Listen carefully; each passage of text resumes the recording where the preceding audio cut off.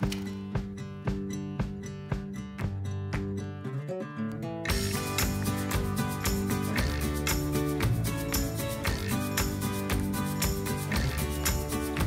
m'appelle Pamela Hogan. Je suis née à Québec, mais déménagée ici à Saint-Gabriel-de-Valcartier depuis l'âge de 13 ans.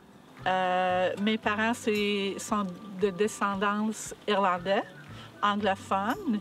Moi, je suis mariée avec un francophone, donc la prochaine génération, c'est des enfants bilingues. La tradition Roadblock, c'est un événement qui se passe après le mariage. Normalement, la route est bloquée pour arrêter les personnes invitées aux cérémonies avant la célébration, avant la réception, pour faire une santé à la coupe et les bonheurs et tout ça. C'est un peu pour inclure toute la communauté et tout le monde qui ne sont pas invités à mariage. Donc, ils sentent tous un peu un parti de l'avenir de cette couple-là. En résumé, le Roadblock Tradition, c'est vraiment une célébration communautaire. En fait, les mariés, lorsqu'ils sortent de l'église, se dirigent vers leur réception. Puis, les gens qui n'ont pas été invités au mariage, en fait, ils se réunissent ici sur Rourke Road, puis ils préparent, ils mettent les balles de foin au sol, ils les mettent en feu, puis ils interceptent le cortège en arrivant. Puis, les gens fêtent ensemble, puis c'est pour souhaiter une bonne chance là, aux nouveaux mariés, puis de fêter tout ensemble avant qu'ils continuent vers le restant de la réception. Pour célébrer avec eux, pour faire une santé, pour faire c'est comme un doigt de passage pour arriver à leur célébration, à leur réception. Donc, le monde arrête les voitures et tous les invités du mariage vont aller dans leur coffre puis ils vont sortir une petite bouteille d'alcool. Et on donne ça aux personnes qui ont bloqué le passage. Donc, c'est un peu, si on regarde ça aujourd'hui, c'est un peu 5 à 7 extérieur. On pratique cette tradition ici à Saint-Gabriel-de-Valcartier depuis les années 1800, en fait. Donc, depuis les premiers settlers qui sont arrivés ici dans le village. Donc, c'est vraiment une tradition qui a des racines irlandaises, écossaises et anglaises. Je sais que cette tradition ici passe ici, aussi à Shannon et probablement aussi à Stoneham si c'est un mariage anglophone. La tradition est importante pour moi parce que je trouve que c'est une belle tradition. Ça montre comment que c'est communautaire. Aussi, dans le temps, tu sais, un mariage, ça coûte très cher. Tu peux pas inviter tout le monde à un mariage. Dans mon temps, on avait un shower communautaire, on avait un mixed party communautaire. Donc, la communauté aidait beaucoup la couple dans leur exploit de se marier. Et c'est un peu une façon de les dire merci pour tout ça aussi, à la fin. Puis après le mariage ici, mais les portes sont ouvertes, tout le monde vient après la réception. Après le souper, la réception est ouverte à tout le monde. Donc c'est comme un remerciement aussi, puis un retour dans les bons vieux temps. Je trouve que la tradition est très importante parce que, comme Pam a mentionné, c'est vraiment une tradition qui est communautaire, qui vient vraiment rejoindre tout le monde. Puis c'est vraiment ça, c'est vraiment au cœur de Saint-Gabriel-de-Valcartier, c'est qu'on est très serré. Puis c'est une tradition auquel je suis exposée depuis que je suis tout jeune, que je participe. Donc c'est certain que j'aimerais bien continuer ça quand je me marie en septembre prochain. comment que ça a changé, cette tradition-là? C'est un peu que maintenant, on est un peu plus peur des microbes et tout ça. Donc, on passe plus la bouteille. Parce qu'avant, c'était un bouteille de gros gin là, qu'on passait à tout le monde une après l'autre. Là, on passe, mais avec des petits verres de shooter pour rester plus propre, faut dire. Mais ça reste quand même beaucoup pareil. Il y a beaucoup d'enfants qui viennent, tout le monde vient. On continue quand même avec... normalement, au départ aussi, on a beaucoup de burn-out. Pourquoi, je ne sais pas. Mais il y a beaucoup de gaspillage de pneus, là. Ça fait des burn-out, puis c'est comme crier, tout le monde est content de le faire. Burn-out, c'est... Bien, comment que je peux dire ça en français? C'est ça mon problème. C'est quand les rues... on arrête où est le feu, puis on met les breaks, puis on fait brûler les tires. C'est ça, un burn-out. Qu'est-ce qui a changé aussi au niveau du roadblock? C'est les emplacements. Avant, le roadblock était situé entre l'église où que tu te mariais et la réception. Mais les 4 églises ici sont situées sur le boulevard de Valcartier où il y a beaucoup de trafic. Donc, on ne peut plus bloquer une route provinciale. Donc, maintenant, le roadblock est plus structuré, plus organisé, puis sont faits ici.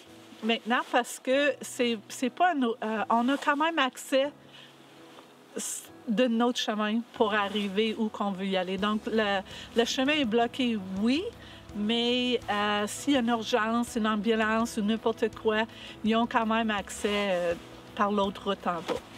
Le boulevard Saint-Sacrement est ouvert. Donc, ça là, ici, c'est plus une rue privée. Donc, maintenant, on a vraiment un endroit où on fait le roadblock. Puis, c'est justement ici, sur la rue Rourke. Puis, c'est ici qu'on fête. En allant au roadblock. C'est comme, tu te questionnes jamais sur ça. Ça fait juste partie de la vie à Saint-Gabriel. Ouais. C'est comme, c'est inné, tu sais. Ouais. C'est juste, that's how the way of life is. Puis tu te rends même pas, c'est même pas quelque chose que tu questionnes, c'est quand tu commences à être plus vieux, tu en parles à des amis, puis ils disent, mais c'est quoi ça? Puis là, tu dis, ça se passe pas chez vous. C'est comme normal. Tout le monde allait à l'église, puis on regardait The Bride, on attendait qu'elle arrivait, elle rentrait dans l'église. La cérémonie dure à peu près 1 heure, donc tu cours pour venir au roadblock pour préparer. Puis là, tu vois que c'est comme ça.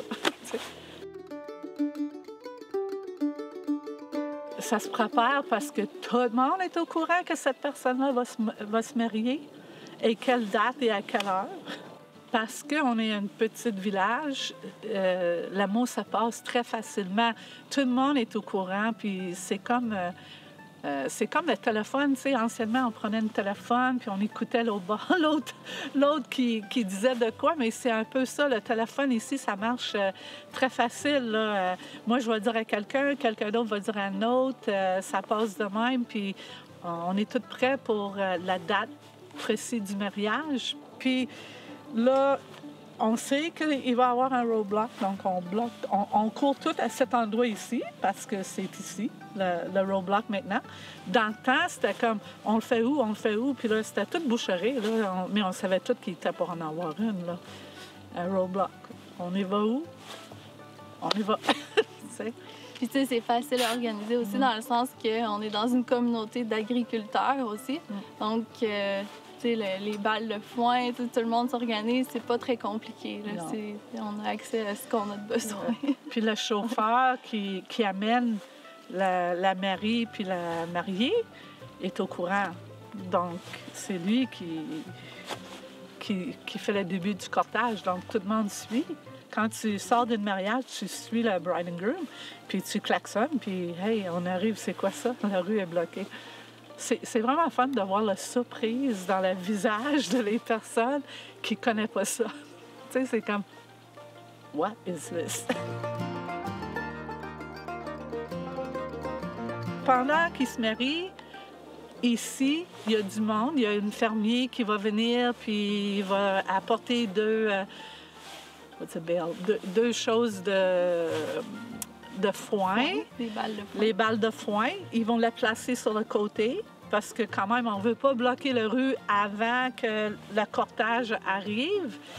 Et tout le monde se prépare en arrivant. So, tu attends, on jase, on parle, on attend qu'on attend les klaxons de la voiture.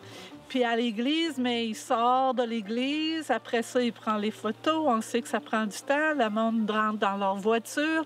Puis on suit la mariée puis la mariée, oui. La mariée. La mariée. On les suit et on arrive ici, maintenant. Et quand on attend les klaxons, nous, on sait, bien, les personnes qui préparent, c'est que ça arrive dans ce coin-là. Donc là, on prend le foin, on bloque la rue.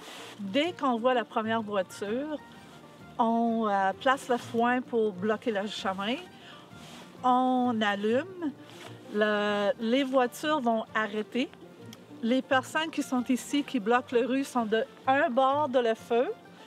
Le mariage est de l'autre bord. Ils vont sortir de leur coffre la boisson et ils vont approcher pour offrir leur droit de passage aux personnes qui sont réunies ici, qui ont bloqué la rue. Puis normalement, les premières personnes à traverser, c'est les parents de la mariée, de le couple, pour offrir la première boisson à tout le monde.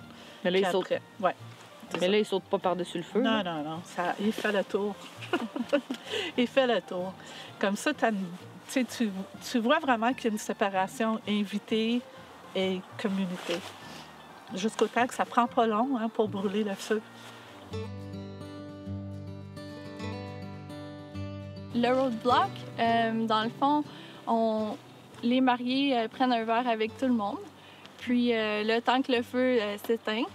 Puis c'est ça, une fois qu'ils ont fait leur tournée, ils vont continuer. Ça dure peut-être 1 heure environ. Puis par la suite, c'est ça, pendant que les mariés se dirigent vers leur réception, la communauté peut rester autour puis continuer à célébrer tant qu'ils veulent. Non. J'imagine dans le temps, c'était du moonshine, la fête. Aujourd'hui, non, ça peut être n'importe quoi. Il y en a qui amènent du vin, il y en a qui amènent des petits shooters, il y en a qui amènent la bière. C'est une tradition qui est acceptée ici, Ouais. puis je pense que tout le monde veut que ça continue. Donc, tout le monde fait en sorte que ça se passe sécuritairement, justement, Ouais. pour qu'on puisse... Pour que ça peut continuer. Puis je suis certaine qu'à un moment donné, si quelque chose arrive, puis c'est apporté à la conseil de ville, puis on a cassé un règlement, il n'y aura pas de choix d'arrêter la tradition. Donc, on peut dire que le roadblock, c'est quelque chose qui est bien attendu par tout le monde. C'est rassembleur, c'est communautaire. It's like a cocktail outside. It's a community party. Yeah. It's like a community kitchen party. Party on the road. Ouais. Roadblock! Roadblock, yay!